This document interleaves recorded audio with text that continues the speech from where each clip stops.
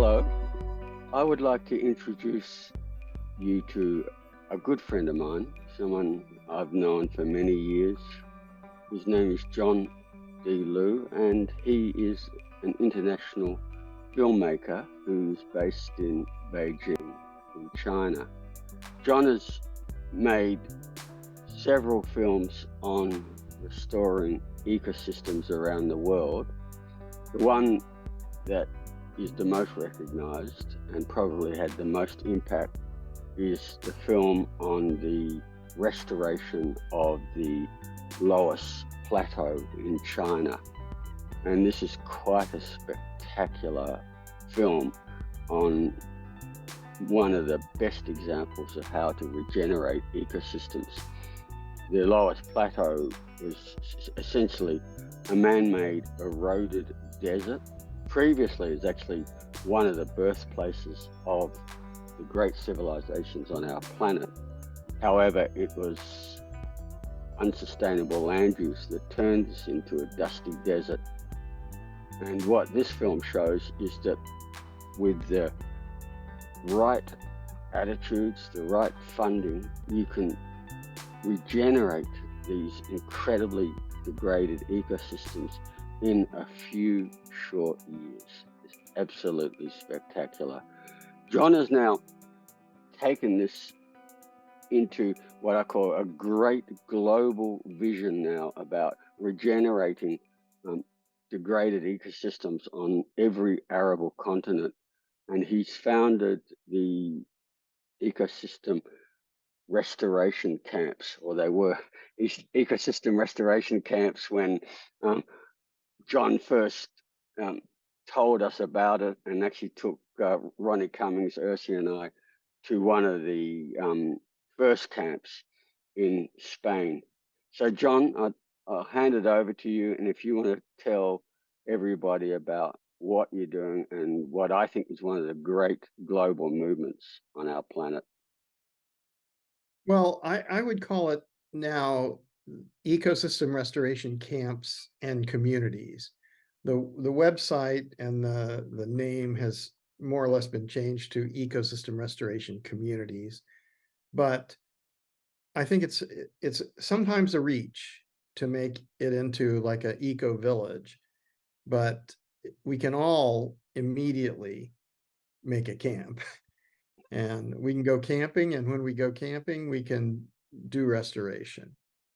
So I think ecosystem restoration camps and communities, and I would all recommend that you go to the website, ecosystemrestorationcommunities.org, and it also works with ecosystemrestorationcamps.org.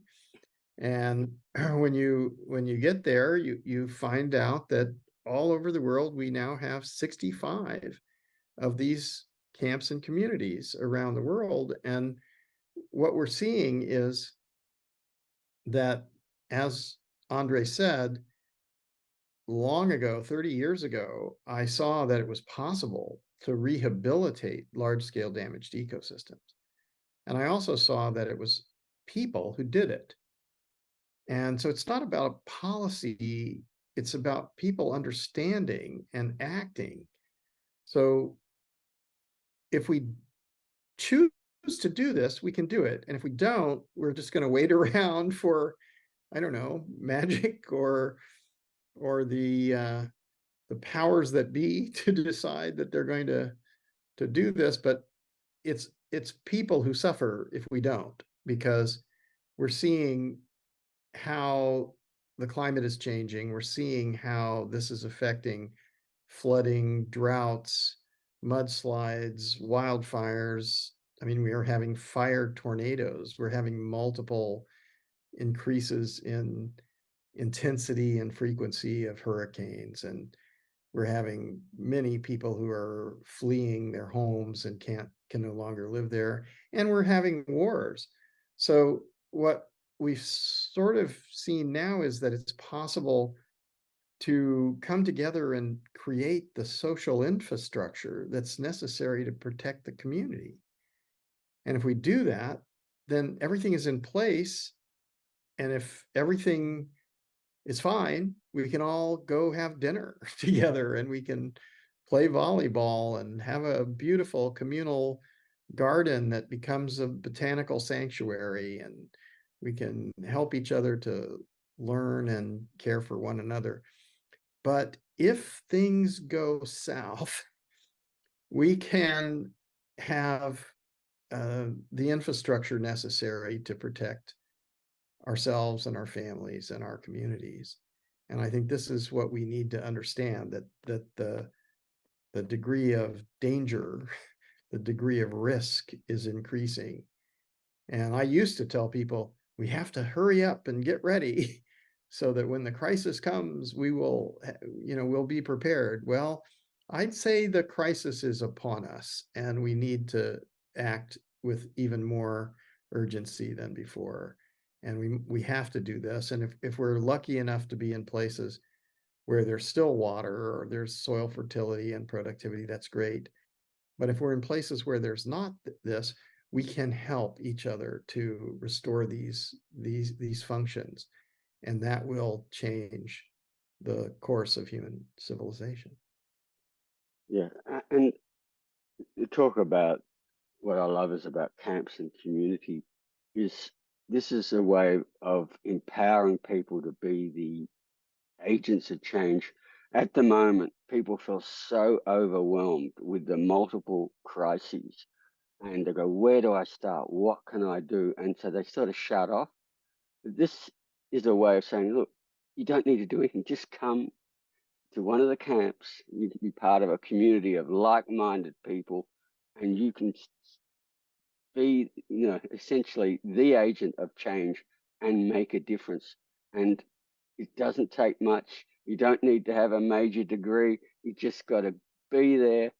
And I think the other thing I saw very much is this wonderful sense of camaraderie when people go there, being part of a group of like-minded people, meeting new friends, and seeing the results that you can, really start regenerating these degraded systems.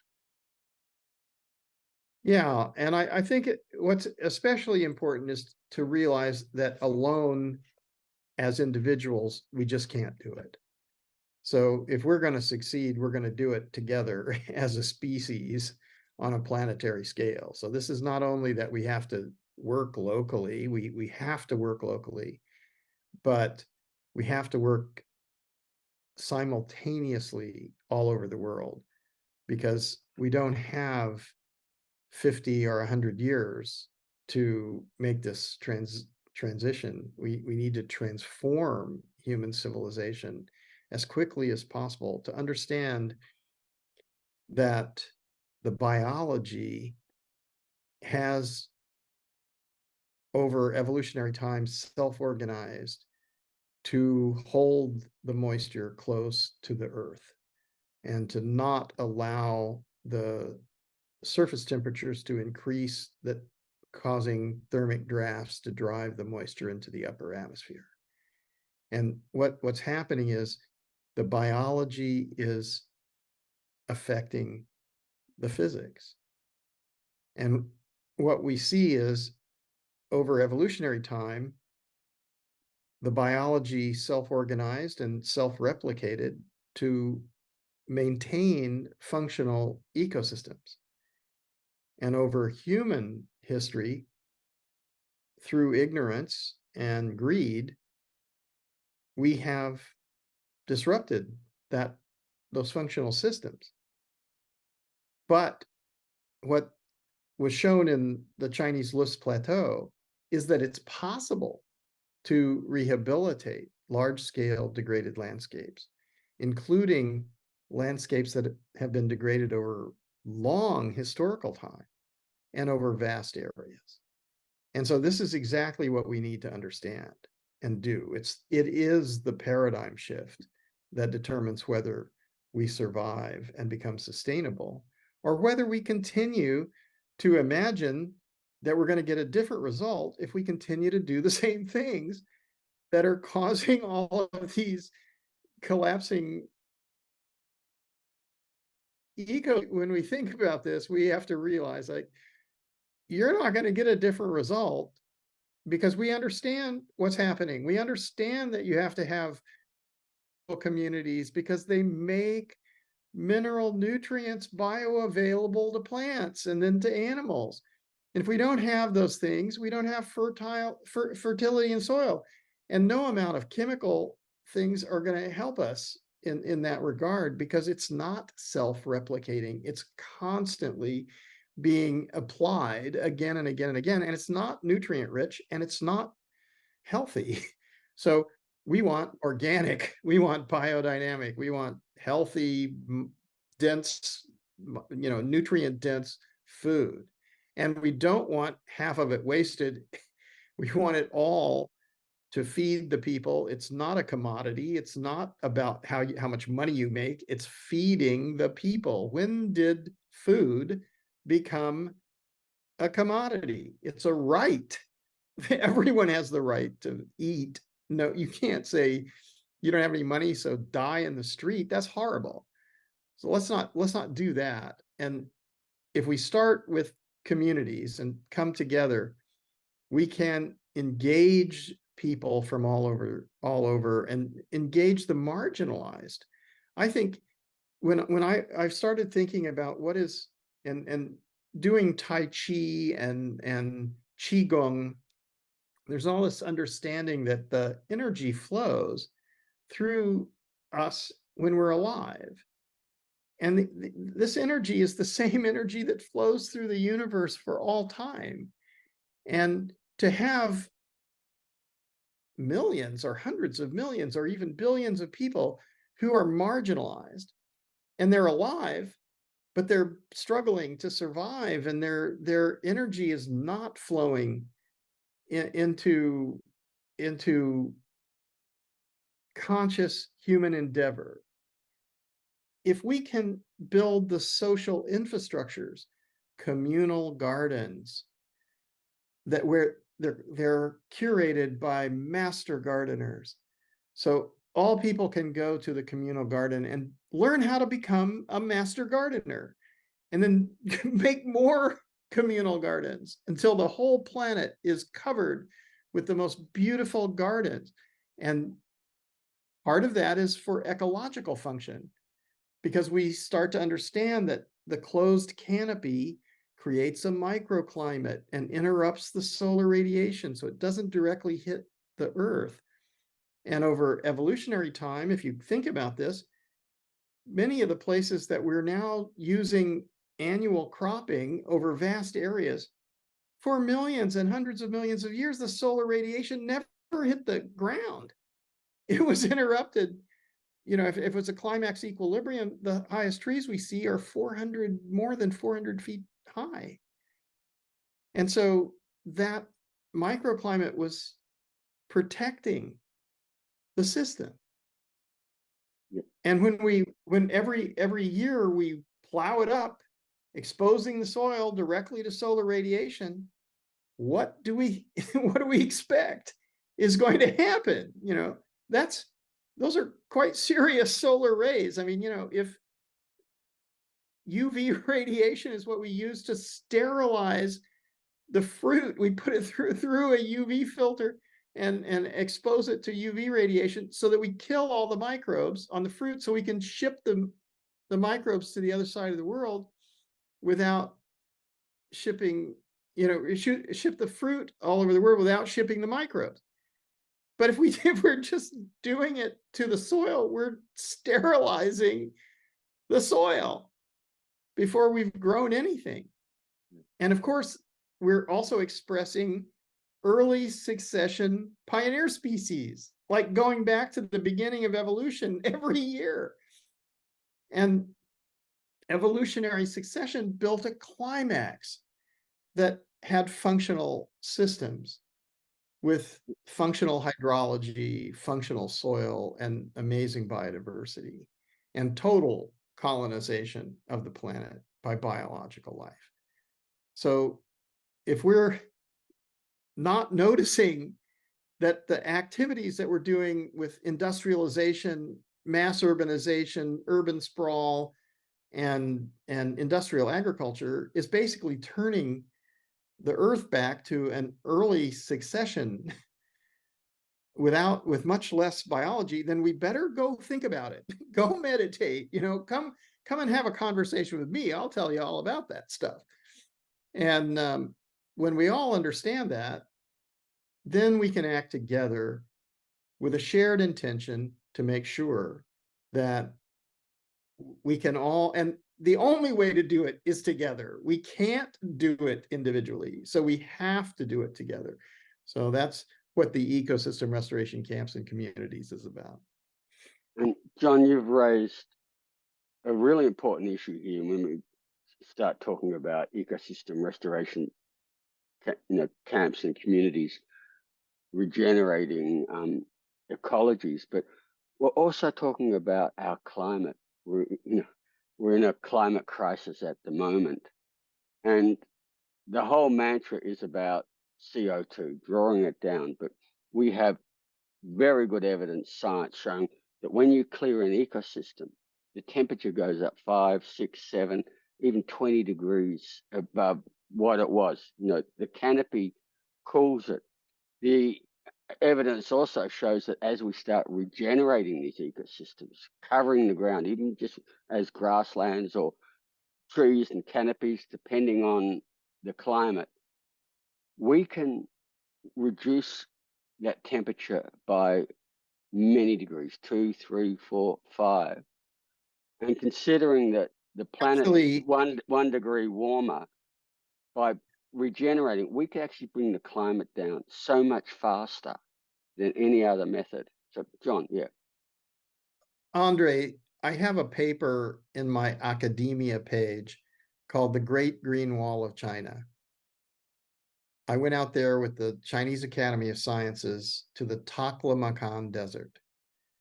They were measuring the temperatures. They'd built a shelter belt of vegetation along a highway directly through the second largest shifting sand desert in the world, 426 kilometers through this desert.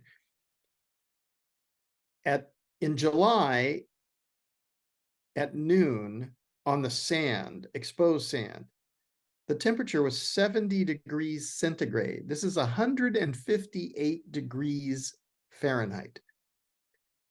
And below the shelter belt, it was 25 degrees centigrade, or approximately 75 degrees Fahrenheit. This is 45 degrees centigrade temperature differential. So when we start to understand the scale of this, you can easily find 15, 20 degrees differences in Africa. Anywhere you go, just to point the thermometer at the ground in exposed soil and then go under a tree and you'll see it. It's 20 degrees, 25 degrees easily. So yeah, we can do these things, and we have to do these things. We have to understand these things, and we have to realize that we have to create this culture of collaboration, mass collaboration. We have to have collaborative inquiry for collective intelligence. We can't, it's not a specialized understanding that like a few experts need to have. This is every child can understand these things. In fact, I've found that the children understand it better because their minds are clear. They're not mixed up with all kinds of prejudice and other ideas. They just look at it and go, "Oh, I understand that. That's of course." So, we all need to not be childish, but to be childlike and understand that, well, it's true. And if when it's true, that's more important than whatever you believe. You can believe whatever you want, but it's not a belief system to understand that the biology is affecting the physics. And you just have to. Yeah. Look, you're absolutely right there, John. And I think one of the things to me to bring across to people, a very simple concept, is that one tree, because of the what we call the evaporative cooling, is the equivalent of 2 air conditioners to get that simple meme across. And then if we scale it up, for instance, and start making food forests, we can actually be feeding the world with healthy food and regenerating the climate and regenerating our communities. And this to me is exactly what is happening with your project on every Well, continent. yeah, they're not my it's not my project. It belongs to everybody. We have to act Yeah. and work as a species on a planetary scale. This is not about institution building. This is about what we understand and what we do. And it doesn't matter what affiliation or how, those things don't matter. What matters is that we do it. And when we understand that we can bring back stream flows. So if you look at areas where it used to have springs, it used to have lakes, it used to have constant perennial stream flows. But now the streams are intermittent, they're ephemeral. So during the rainy season, it will flow, but it'll be like a lot, it'll flow. And then it's dry, in a couple of days after the rainfall. That's not normal. That's a description of a dysfunctional hydrological system. And when you understand that, and you see it once and you go, oh, that's a dysfunctional ecosystem. Don't ever look at that and say, oh, that's the way it is. That's the way it is now, because many generations of people failed to understand how this works. And when you have organic layers, so you have the lithosphere is covered by the pedosphere. So the geologic materials on top of them are the bodies of all the living things that have ever lived. When they die, they begin to deteriorate. Our bodies as well. All life does this. And it mixes with the geologic materials. And then you have this living soils.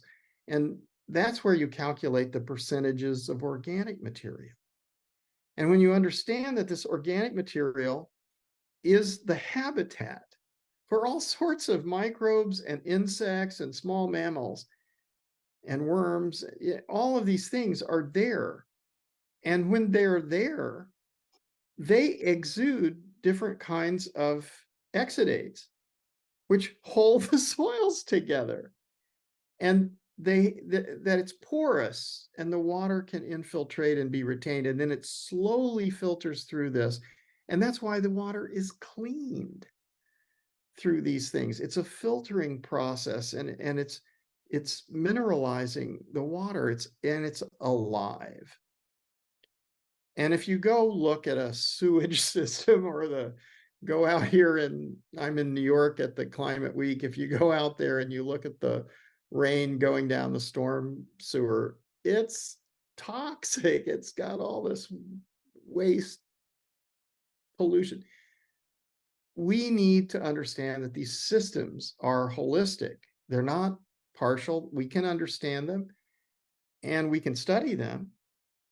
And when we study them, we should study them together so that we all come to the same conclusion, because you can't come to another conclusion. That you have to you have to join together and learn this. And when we understand this, we can organize our communities and our camps to restore them.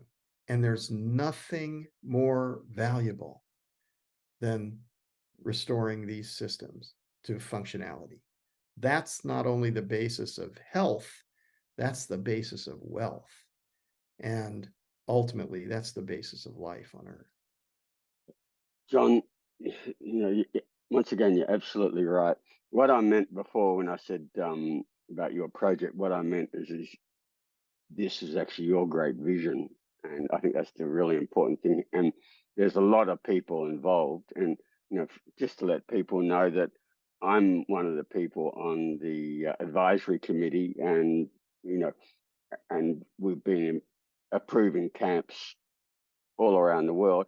But also, when you talk about building a committee, you're one of our original Regeneration International Steering Committee members, right from the founding days. You've been involved. So, we have these communities and networks where we support each other because we see the value of what we do. And I think that is a really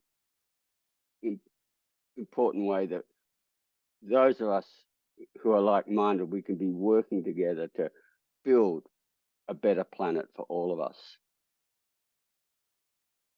I think things are growing rapidly now.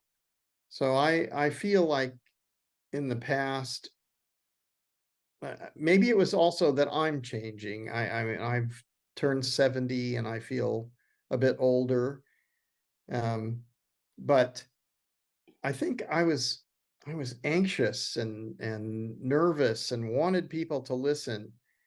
And I was trying too hard. And I think now I just feel like, well, if you don't listen to this, you're you're gonna face the consequences. We all need to learn this, and we need to be very, very clear that this is serious, that it's essentially life or death for us. And we are gonna die, but let's not go there before we need to, and let's have a really good time while we're alive. And so we want to cool the planet. We want to have lovely, clean air, clean water, fertile soils, and beautiful biodiversity.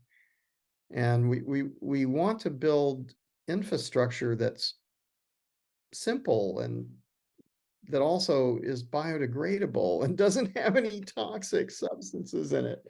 And we can all do that. We can all learn that and do that together.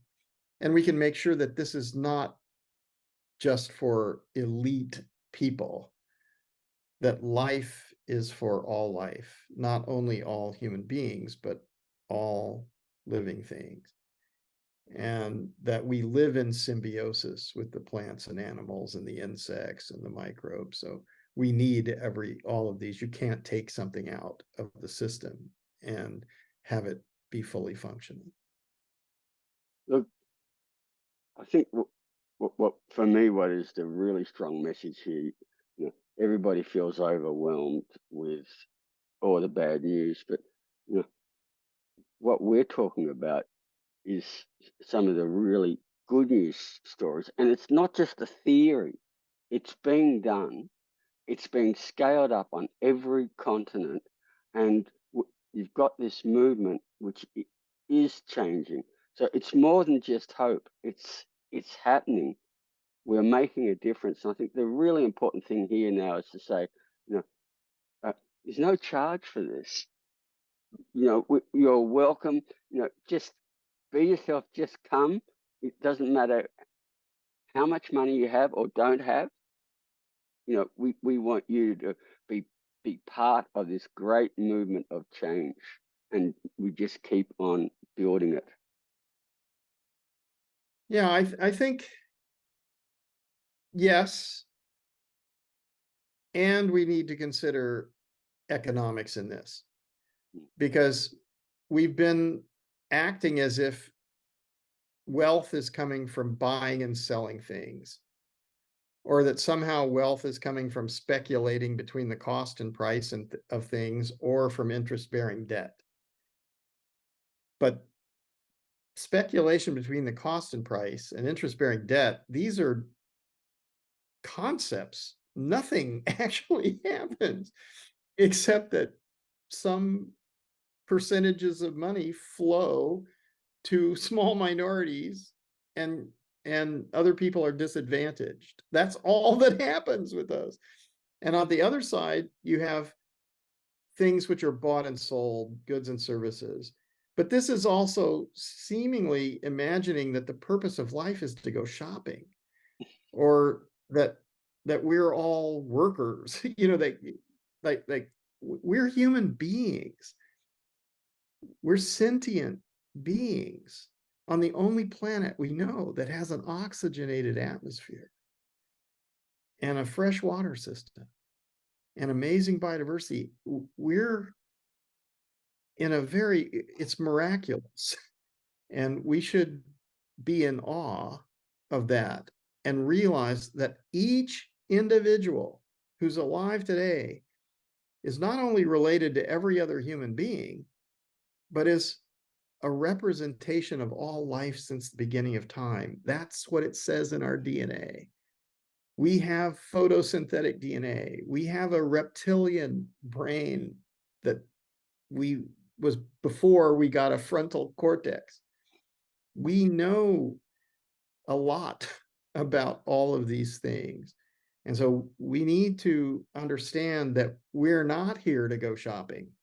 We're not here to have power over other people.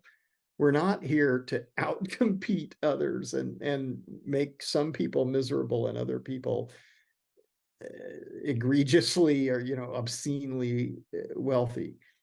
We're here to live and to have some kind of authenticity and live really well. And we want everyone to live well. So if we all share, we can all live well. If we all share, we all have everything, actually. That's one of the reasons I love Bhutan. I, I used to go there a lot when I was the president of iFarm Organics International to help them with their transition to 100% organic country. And there they have the concept of, instead of gross domestic product, it's gross national happiness. The outcome of everything we do is to ensure that all species have well-being, not just us as this elite species that's got the right to destroy the planet. We are, like you're saying, we are part of an ecology. We live in symbiosis with all these other sentient beings, and we want to ensure that they have well-being. And if they have well-being, we have well-being. And I think it's a really important way to look at how we deal with the planet and with all the other living entities on our planet. Yeah, I think it's in China to live in interesting times Yes. is not necessarily the greatest thing, but if we live in interesting times. And so we're forced to realize that we're facing these things. We can't put our head in the sand and ignore that human actions are causing massive changes to the climate. But we also can't ignore that we know how to re-regulate the hydrological cycle. We know how to massively increase the organic percentages in soils.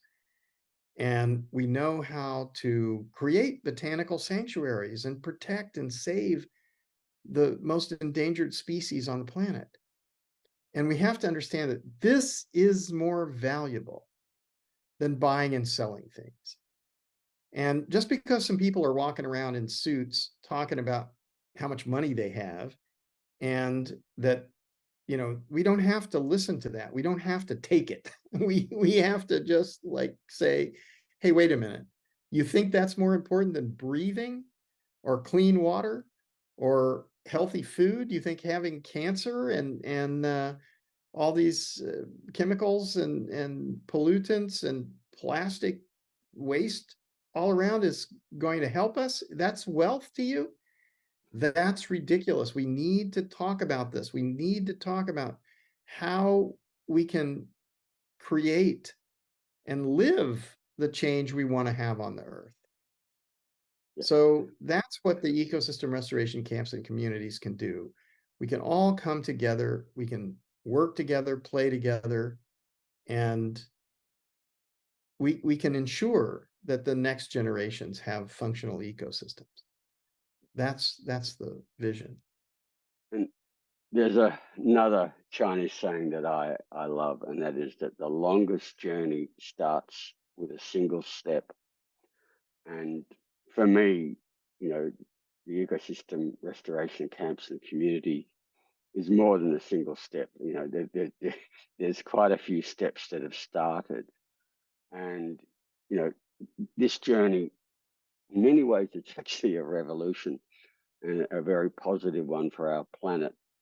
And so I'd just like to basically, you, we'll, we'll close up now, but just to explain a little bit about where it's going and, you know, what's happening on all our arable continents. The camps that I'm really excited about, there's one in Appalachia, 7,000, I'm sorry, Appalachia. And if I don't say Appalachia, you can throw an apple at me. Just remember Appalachia. Anyway, Appalachian Renewal is 7,000 acres. And imagine if we can, does anybody know what Camp Hill is? If you don't know what Camp Hill is, go study Camp Hill. And imagine residential communities for special needs individuals. It's like a monastery, but without a dogma, without religious overtones, but you know, like a non-sectarian monastery in service. And imagine communal gardens, community kitchens, cultural stages, creator spaces, co-working environments. And imagine only bicycle trails, hiking trails, and horse trails through the Appalachian Mountains.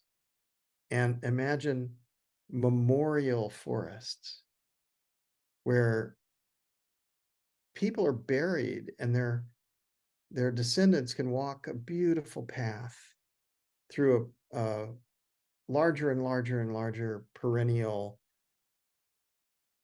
forest protected in perpetuity because their ancestors are buried there. And more people and all of us will walk that path, actually. So think about this and think about, like, would you rather have a stone?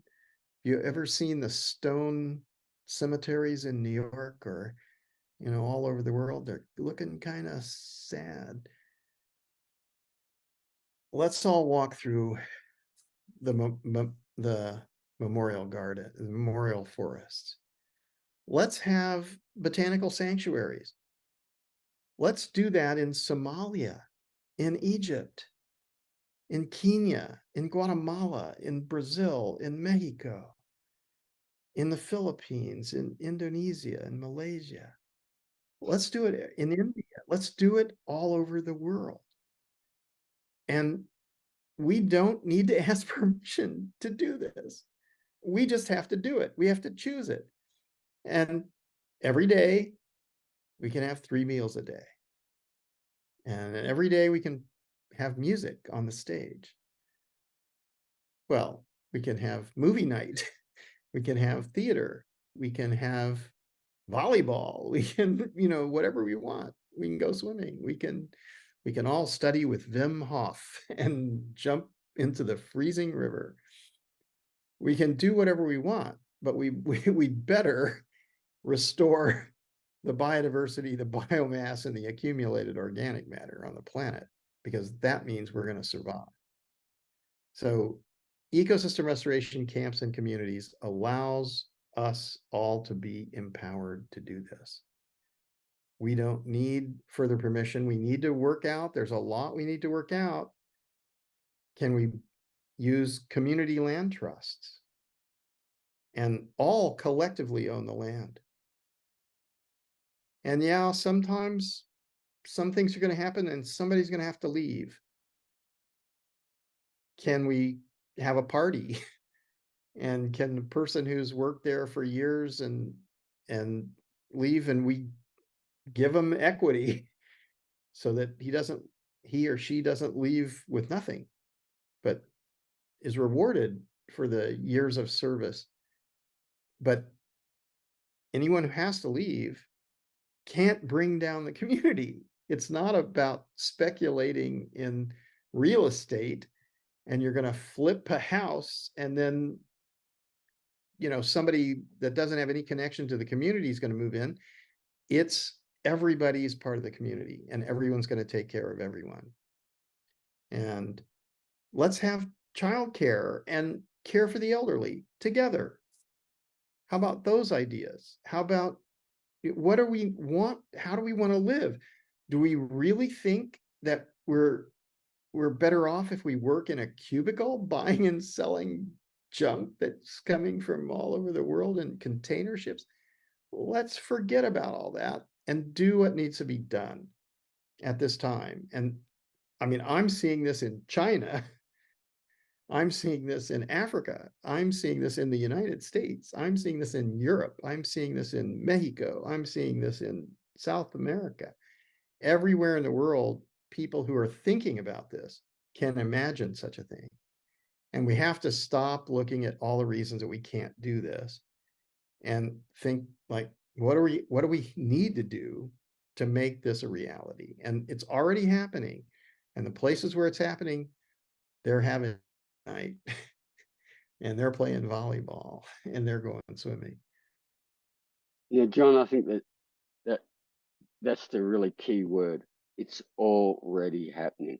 And I think another really important thing is that in terms of how we regenerate these ecosystems, we actually know that. We don't need to invent something or waste millions on more research and have another study.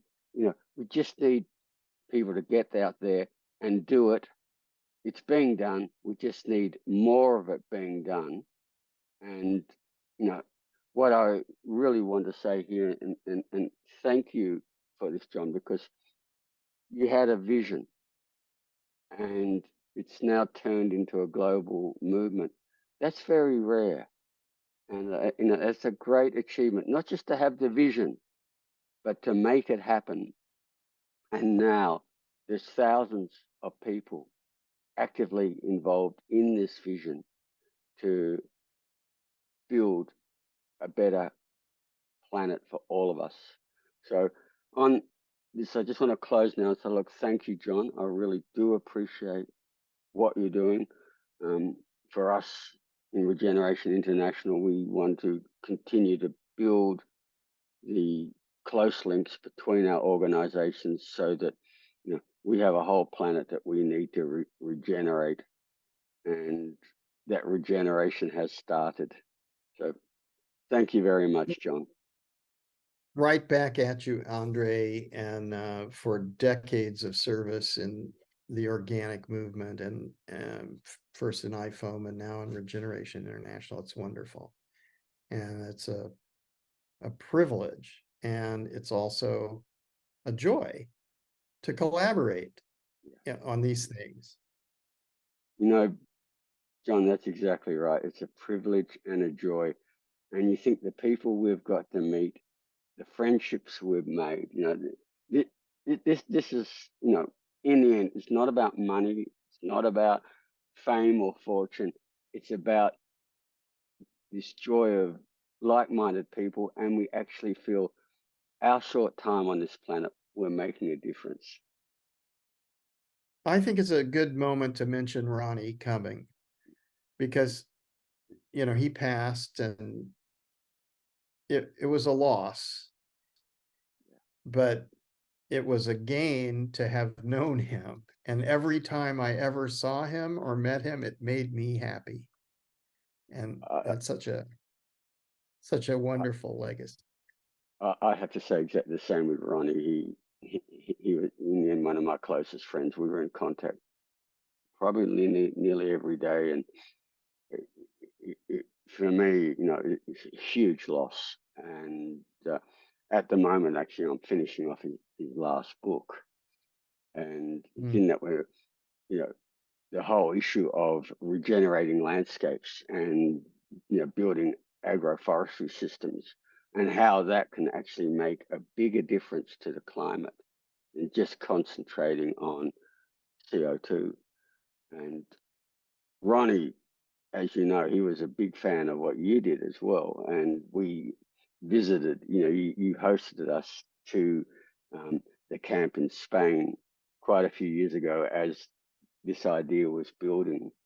And I know Ronnie also, hosted um, a camp at our, Via Organica Ranch in Mexico. So he really loved what you were doing as well. So um, yeah, it, as you say, it was a privilege that we actually got to know him, and for me, I learned a lot about how to build a movement from him.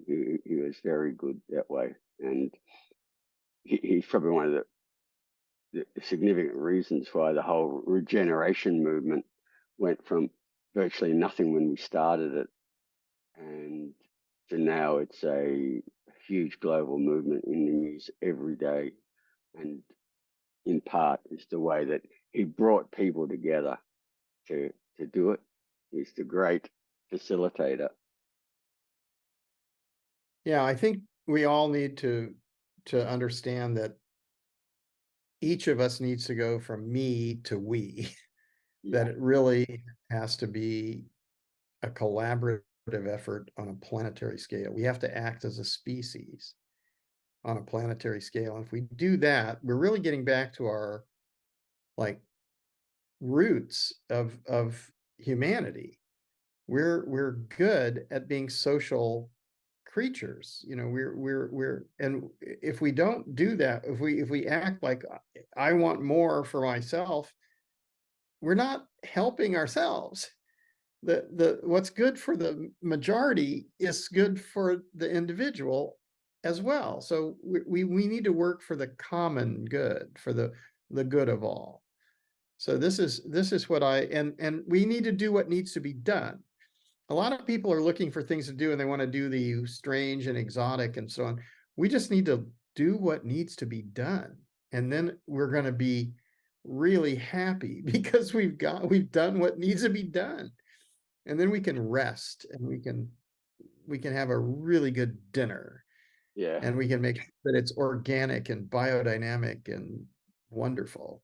And we don't have to go and buy it in a supermarket. We can work together in a community garden and build imagine beautiful food storage facilities for the whole community. We can do this.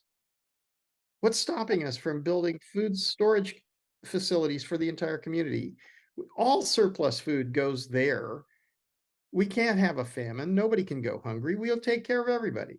We don't have to buy boxes of processed food. We have real food. exactly. And I think that's the issue here, that there's no shortage of food. It's just really terrible food distribution and food production systems that are grossly unfair. So on one area, you've got the wealthiest countries that have an obesity epidemic. In another area, we've got around a billion people who are food insecure, and then another billion who get enough empty calories, but they're not actually getting enough nutrition to stay healthy. And you know that is I purely because, not that we don't have enough food, we have an incredibly unjust system that's based on profit. Yeah. Well, we don't have to.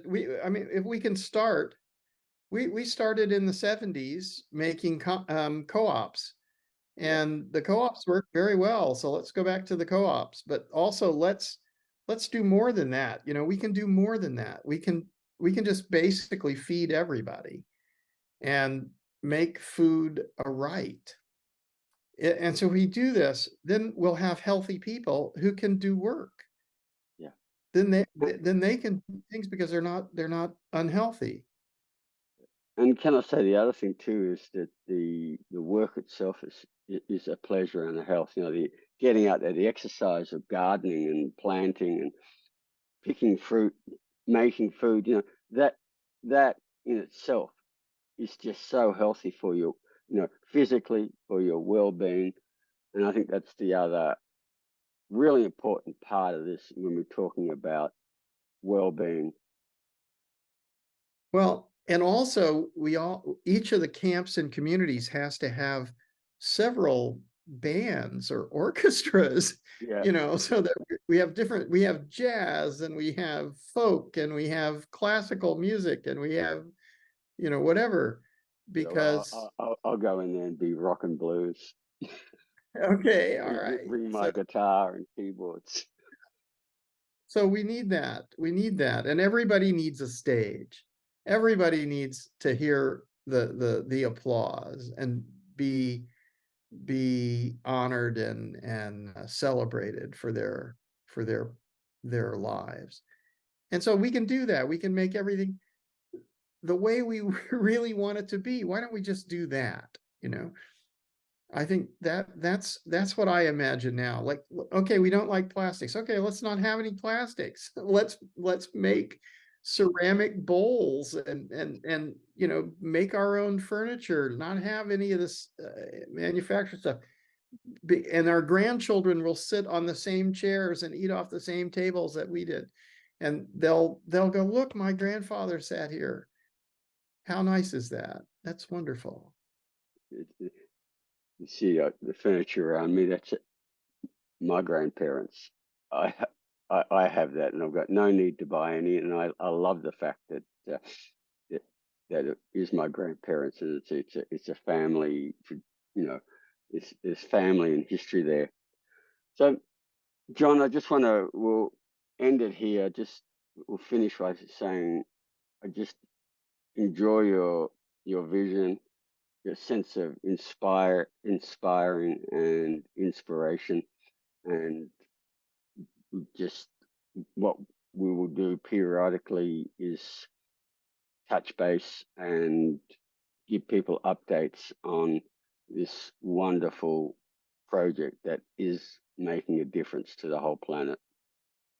We need to help places which are really in need. So imagine in Guatemala or Honduras or in these kinds of places, if we restore those landscapes and help the local communities to feed themselves and grow beautiful places and create education and engagement for everyone, and they're healthy and wealthy, they're not going to migrate. Exactly. And if Exactly. in Africa, if we can go and we can help all the people to find their way forward and help them to learn about restoration, they won't need to migrate. They won't need to flee. They'll be able to stay where they are. And some of us also want to go places and we can go all over the world training and working in ecosystem restoration all over the world. My experience with this is there's you'll never be you'll always have something to do. You will never not be busy if you want to restore the earth, because there's plenty to do. Yeah, exactly right. There's plenty to do, but what I really like the fact is it started. So, John, thank you very much, and I look forward to talking with you again. My pleasure. Thank you, Andre. And anytime, I'm at your service. Imagine you're standing in a field, your bare feet in the soil, your eyes closed and the rain lightly falling on your shoulders. You feel part of nature and not separate from it. Your eco-anxiety falls away knowing that you are here, actively restoring the land. You are part of the solution, making a real and measurable difference to all life on Earth. You exhale and smile, filled with hope for a better future. This is not a dream. In almost 30 countries across 6 continents, communities are coming together to revive life-supporting ecosystems on a planetary scale and introduce ways for humans to thrive with nature on Earth. Restoring ecosystems creates a world of abundance with a positive and direct impact on all our lives. Ecosystem restoration communities is a global movement of everyday people who are working together to reverse ecological destruction, returning nutrients to the soil, and restoring rich biodiversity and water systems. We are creating food security and improving local livelihoods. We are supported by the world's leading experts, and we can inspire millions at home and in communities across the globe to take on this great work of our time.